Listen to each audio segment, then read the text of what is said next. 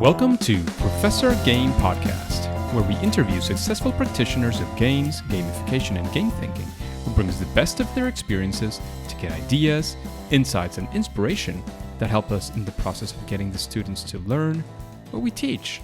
And I'm Rob Alvarez. I teach and work at IE Business School in Madrid, where we create interactive and engaging learning materials. Want to know more?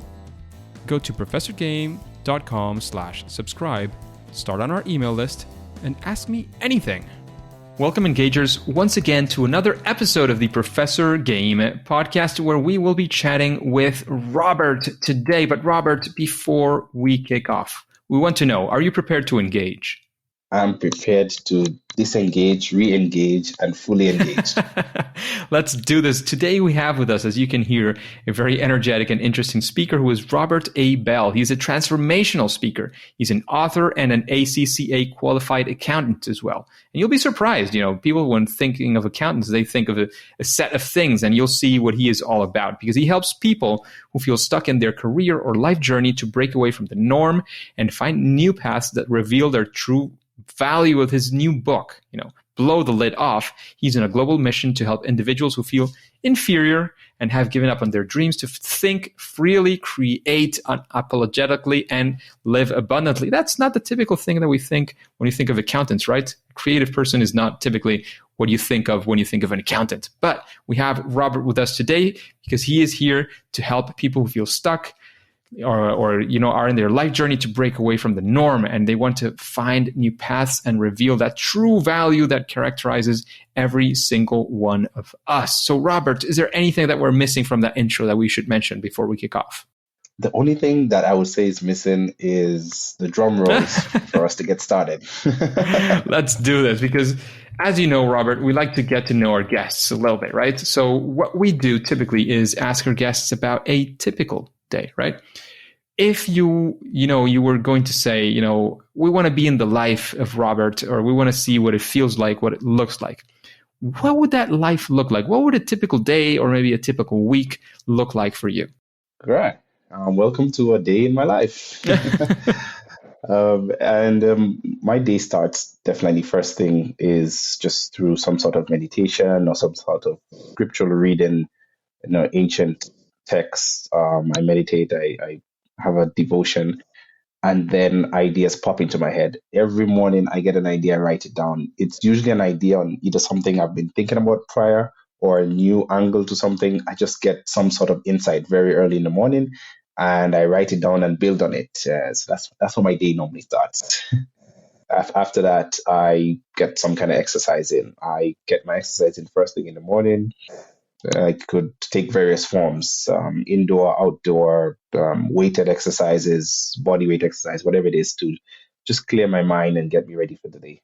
And then after that, the flight takes off. After that, it's calls left, right, and center, lots of emails. Your day in sort of like your typical office, but what's different is a typical day for me doesn't pass without someone just reaching out to me based on something I either said, posted online, or an article I wrote, or something that I wrote maybe 2, 3, 4, even 6 months prior. And I was just reflecting on what you said, and it's, this is what I got from it, and this is what I understood. Can you help expound on that more?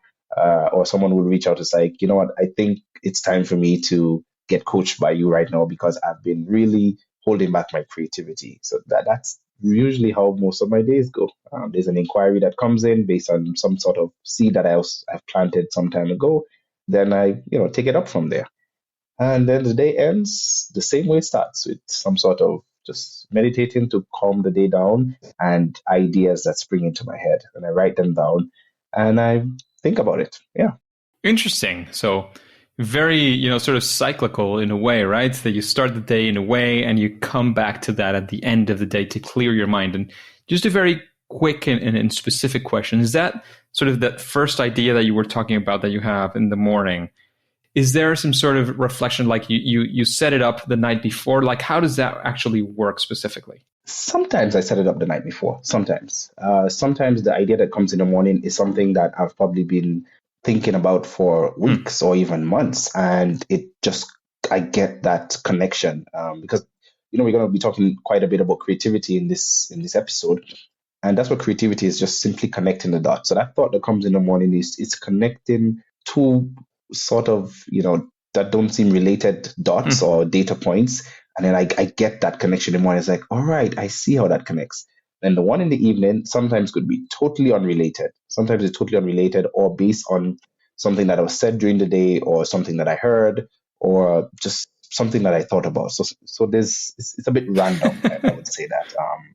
Randomly organized. That's okay. I was just asking because I have heard about that intentionality of, last thing you sort of reflect upon in the night and then get up in the morning and sort of journal and that kind of thing. I've heard about that before, but I wasn't sure if that was actually what you were meaning. I wanted to clarify because I think, there's many approaches, many ways, all paths lead to Rome. In a way, there's many ways to get to a place. So I wanted to make sure, what does it look like for you?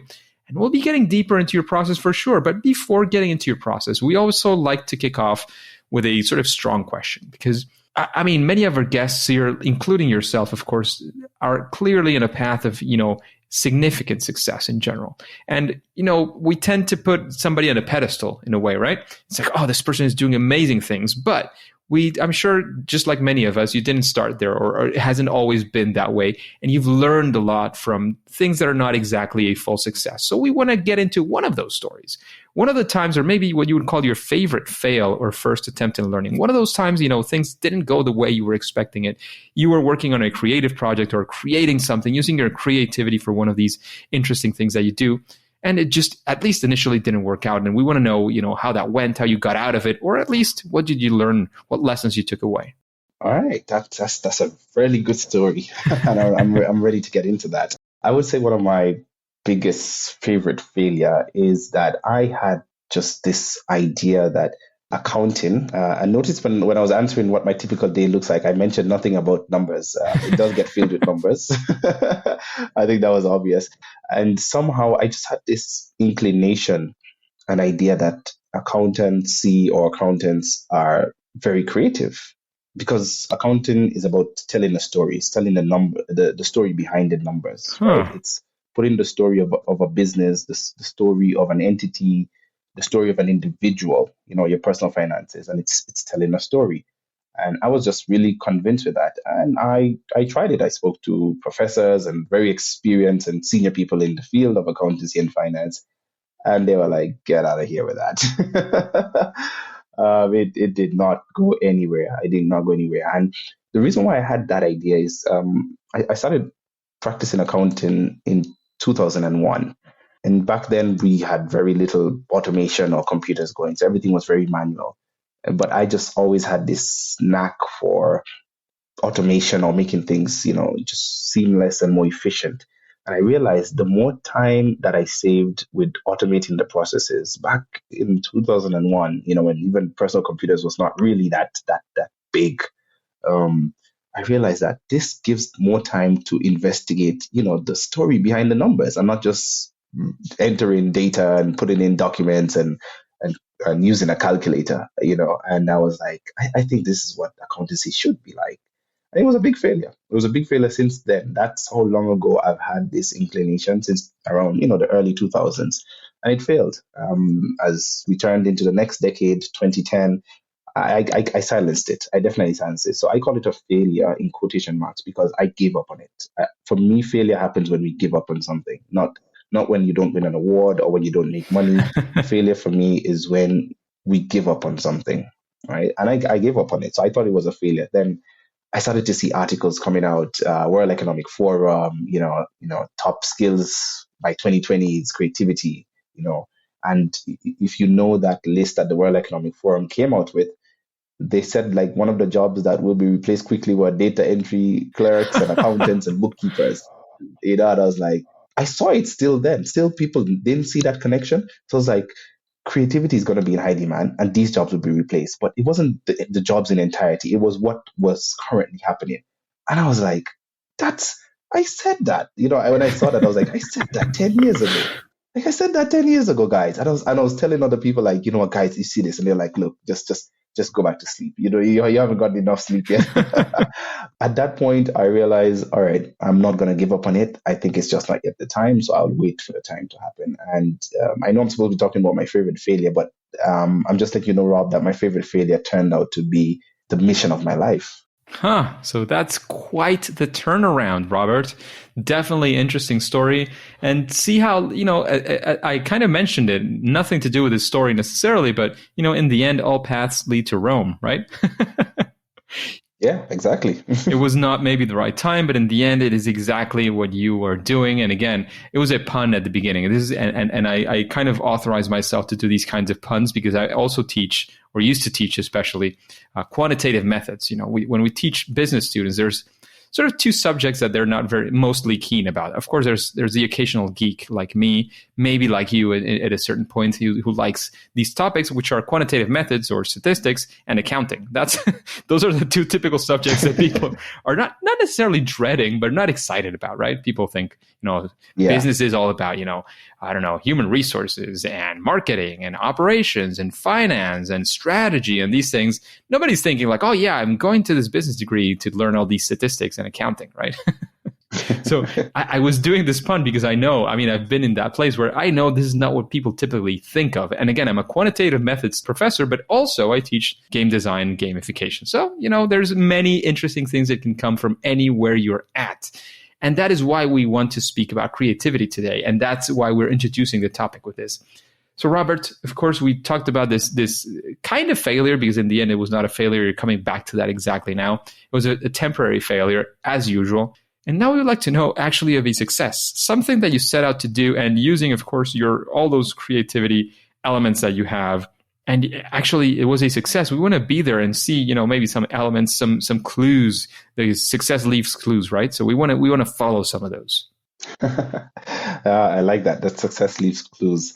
So obviously, my biggest failure did set me up to, learn in the future and better position myself. So seeing that quote unquote failure helped me to learn, and that propelled me to really get one of the biggest victories, successes, if I could say, of my life. And that for me, and I'll be quite selfish here, it's not the traditional award winning or, some breakthrough, sort of discovery. But on a personal level, the biggest success, and I'll explain why I'm using a personal success story. So the biggest success for me was getting a clear picture of my true identity.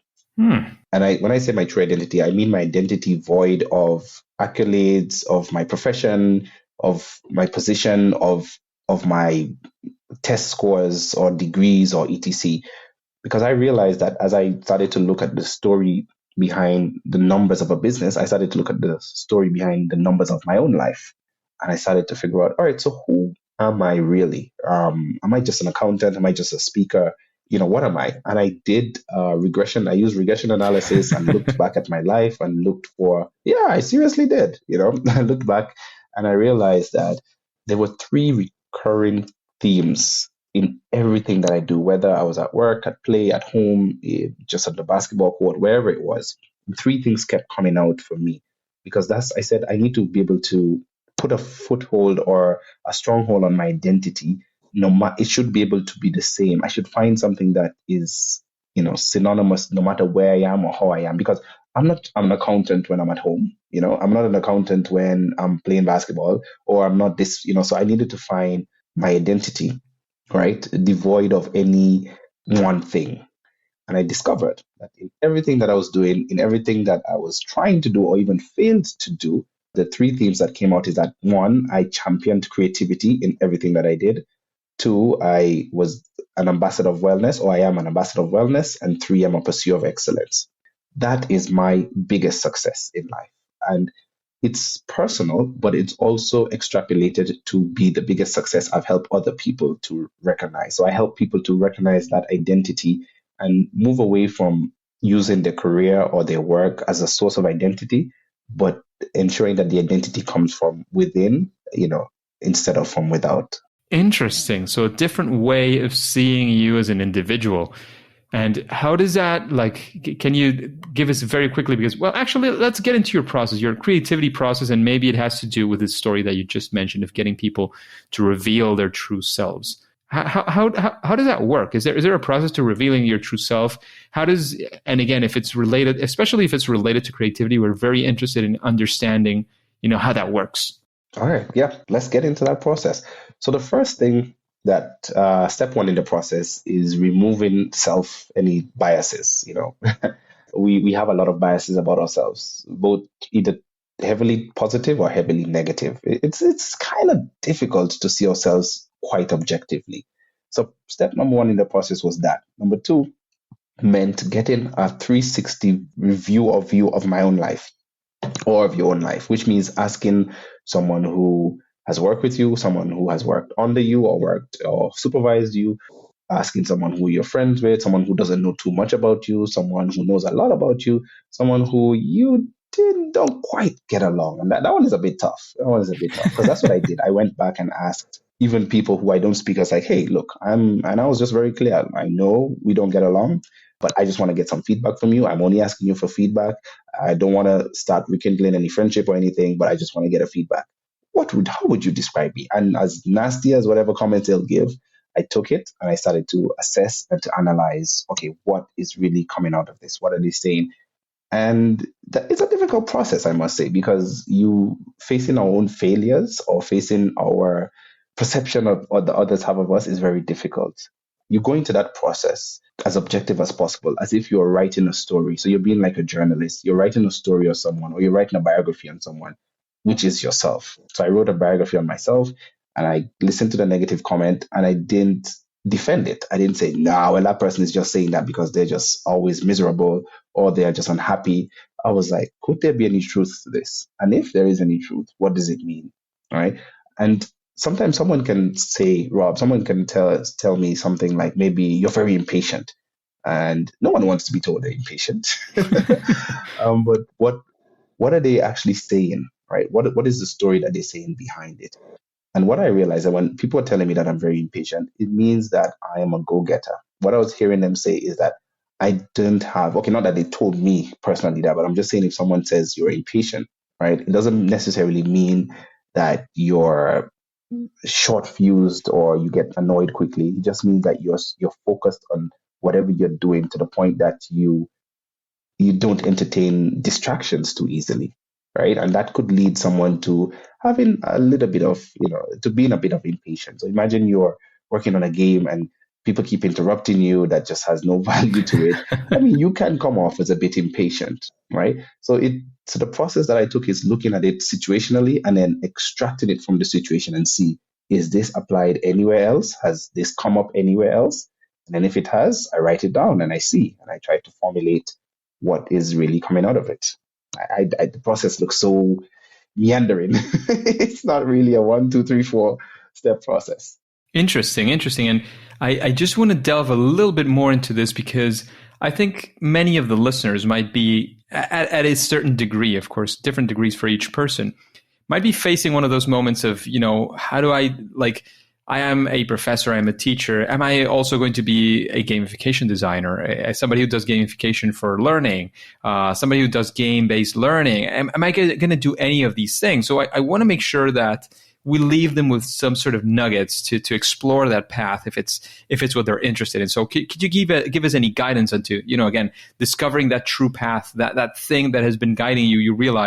I realized at some point, I've always liked games. Since I was 7, when I got my first Nintendo, I realized, this is something I love. I wanted to work for the Nintendo magazine at some point, right? That was my dream job at that point. And I kind of got back to it when I realized gamification was a thing, but not everybody can have sort of that revelation in the way that I had it. Can you sort of help us? I don't know if that makes sense. Yeah, I would say some quick nugget is definitely challenging the comfort zone, right? I know it's a cliched sort of expression, but here when I say the comfort zone is basically challenging the self-doubt of ourselves, because something like gamification and looking, it's about exploring. It's about trying something out. It's putting yourself into a position that let's see how this works. And like what you just explained in your example, right? You tried it on, you realize, wow, I actually have a love for this. Yes, exactly. Right?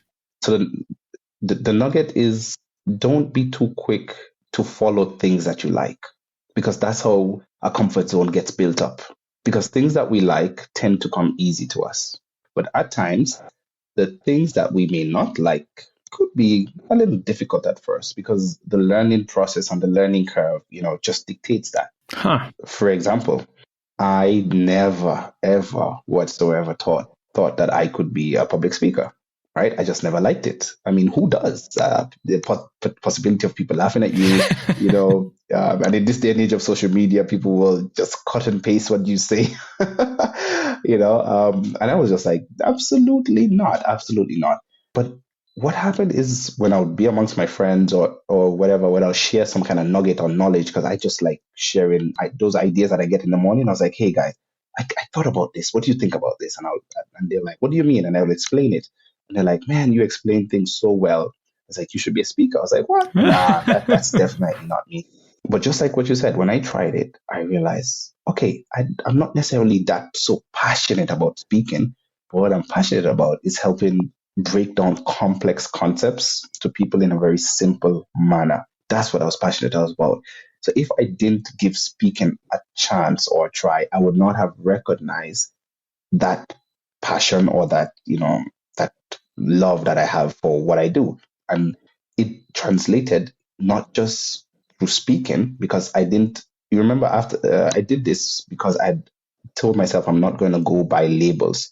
So I tried speaking, not necessarily to become a speaker, but to see what I can get from it. And then I realized that passion of breaking down complex things. But you know what? I can do that through podcasting. I can do that through audio. I can do that through YouTube. I can do that through writing. And so it's about finding that core, that core of what you're doing, not just doing something for the sake of becoming something, but becoming something and then doing something. Yeah, I hope that makes sense. Interesting. Very, very interesting for sure. And Robert, in that same path, because again, I think the sort of the main silver lining here for us who are in this is exactly that path, because I know many people are sort of waiting on the sidelines and seeing how things are going, and as well thinking of games, and some people say this is a serious business and that's not what we're here for. Teaching is something very important. It's not a game.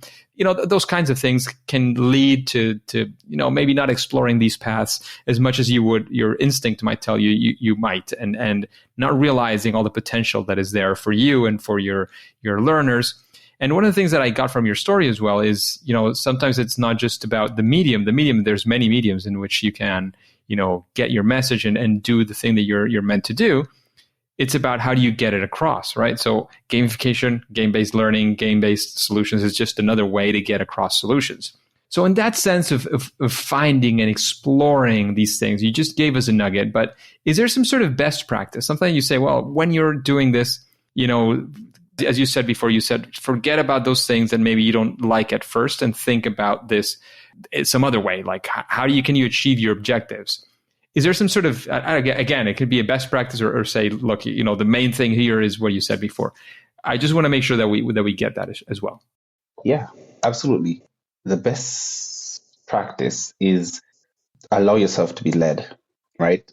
Listen to what's being said, because it's oftentimes quite true, but it's what you hear by what's being said. And I'll break that down. I can ask you to try, using game solutions or game theory to, try to learn something. Or maybe someone might say, hey, try this out. And the reason why someone might say that, okay, one, it could be, yes, for the obvious selfish reasons, but two, they've probably seen that you could gain something from this, right? So the best practice is to really be open and to listen very keenly to the suggestions that are coming your way, and figure out, all right, why would someone be suggesting this to me?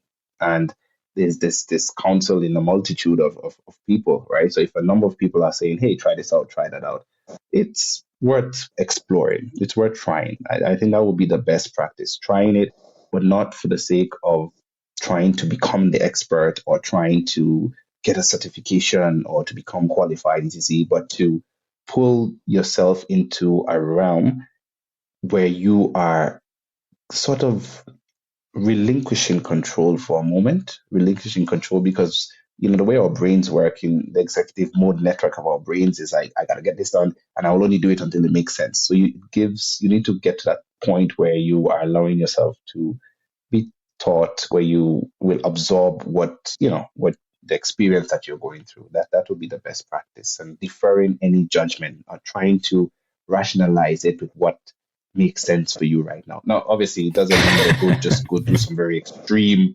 crazy things like walking on cold bare feet. And we're not not talking about that, but I think you get what I'm saying. Yes, absolutely. In fact, I was going to relate it. We've talked about player types many times in this podcast. In fact, it's one of the things I use in my classes where we're talking about how to create a solution with gamification and so on.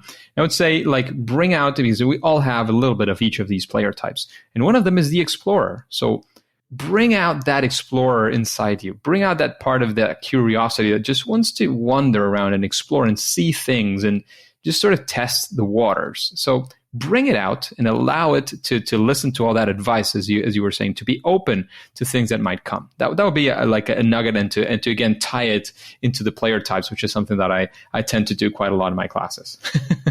Absolutely, and that's the beauty about game-based solution, because you can see it from that perspective. And game-based solution is not a waste of time. It's not this just we're wasting times. You're trying to extrapolate some concept by allowing yourself to look at things from a very unique and different perspective, where you're removing these sort of barriers or the real world, quotation marks, the real world constraints.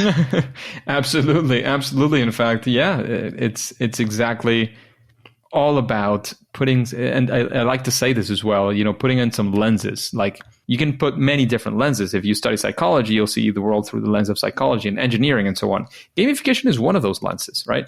It's about seeing, what's happening through the lenses of motivation, game design, game theory. What are the things that are happening and how to sort of explain them through those lenses, or how to think of solutions through those lenses. Absolutely. And Robert, you've given a fantastic recommendations to this point. And I would like to know, again, of course, sitting right next to your book, below the lid off, some book that you would recommend to this audience, to the engagers.